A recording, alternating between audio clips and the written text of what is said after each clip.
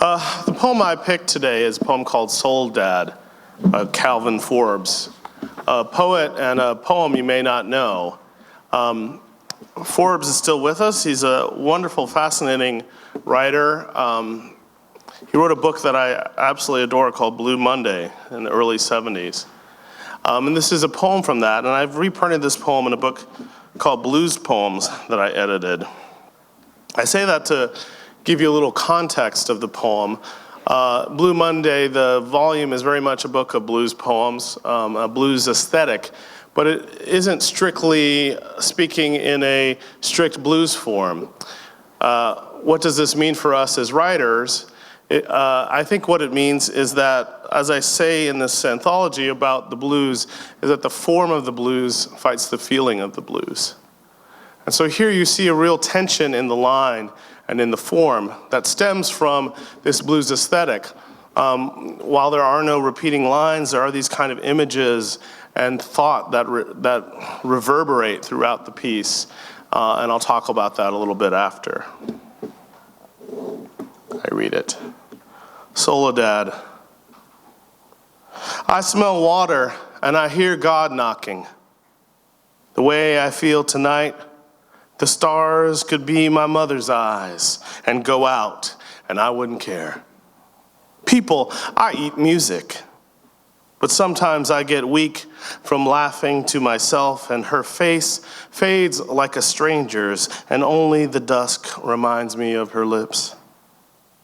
I circle the night, trying to ambush the sky and closing my eyes. No is the only word I hear.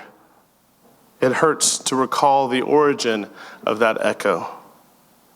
As I retreat from the sound and my soul leaks, my nose raw and open wide as Fifth Avenue, I wound easy, but in solitude, I hum a bebop blues. Listen, someone's banging, and is it the rain? She rode so smooth I soon forgot my wild horse. Oh, Angela, I rode my hearse into a lake. So that's Soledad. Yeah, it's good. So one small typo the first line should have a period. I think you can hear that. And then in the third stanza, and all the first lines have uppercase, so it should be is an uppercase in that third line of the third stanza. That leads me to say something about the tension that I mentioned between form and feeling. The poem with those uppercase first lines has a kind of formal quality. By that I mean sort of old-timey poetry.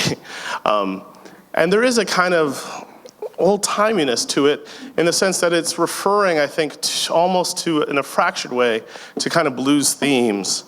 Water, dusk, night, sky. These are archetypal poetic things, but in the blues they become what I like to think of as the blues correlative. The way that in a poem you can refer to the river, and you don't have to say, well, by river I mean the waterway, slaves sang of it as a way to cross over Jordan, which Jordan might have meant the Ohio. They were sold downriver, all these kinds of questions that come up, that trace through the history of image, become just a gesture. I smell water and I hear God knocking. Such a strange, lovely, interesting image. We know already we're beyond literalism. He's not going to tell us autobiography, strictly speaking, but he's going to tell us about himself. The way I feel tonight, the stars could be my mother's eyes. A very classic, oh, the stars are like her, whoever the her is, eyes, and go out and I wouldn't care.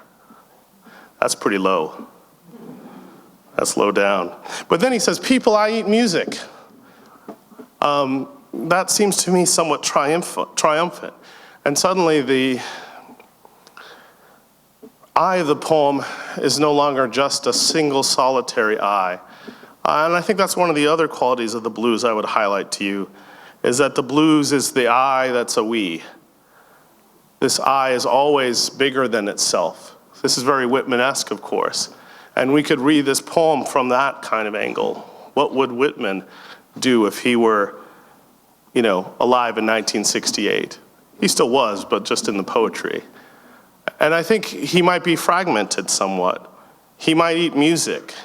He might sometimes get weak from laughing to himself. And then there's this face that fades like a stranger's and only the dusk. Very almost classic, but it's also fading. I circle the night trying to ambush the sky. I love that line break.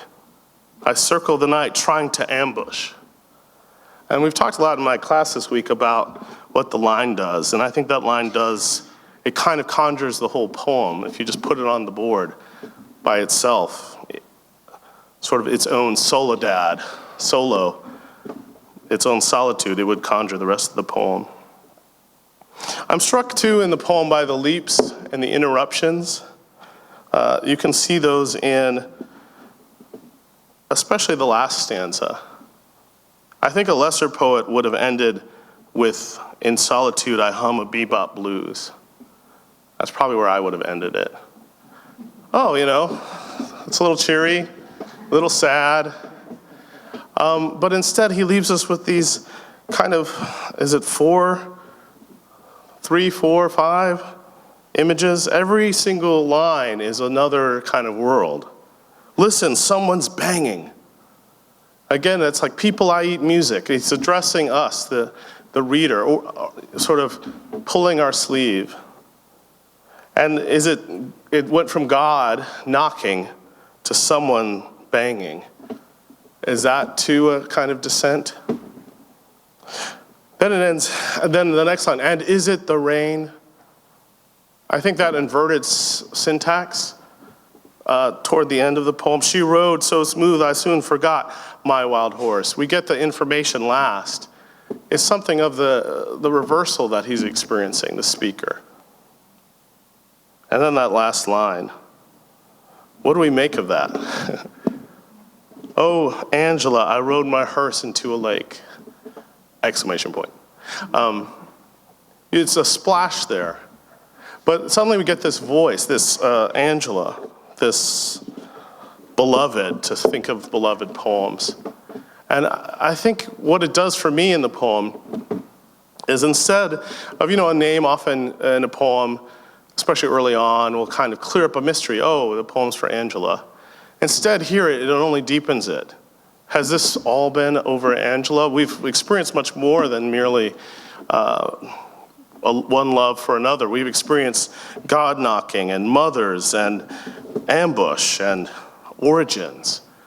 And by putting that Angela last, it becomes both an angel and kind of a totem. It almost could be anyone, but it's sort of the perfect word. Oh, Angela. He's kind of calling out at the end to this angel who is both the someone and God and just the beloved with a capital B. But I also like that he's riding not a horse anymore, but a hearse. And he's not driving it, he's riding it. You almost picture him like kind of car surfing on the top, right into that lake. And I feel like that lake is really important. It's been there all along, we realize. It's the river, it's the water that is smelled, it's God knocking. And I think it's sort of the wound in that previous stanza. I wound easy, but in solitude I hum a bebop blues. That's the tension in the poem. I wound easy, I'm naked here. But at the same time, I can hum, I can eat music. I can turn this pain into a song. And that, I think, is the essence of the blues. Now, I love that he does this with his own version, as I said, of repetition and reconciliation. I think of the poem as that, as kind of interruption, leaps, and reconciliation. But he doesn't do it by giving us this kind of connective tissue, and I'll end thinking about this, but with somewhere quite different than he started.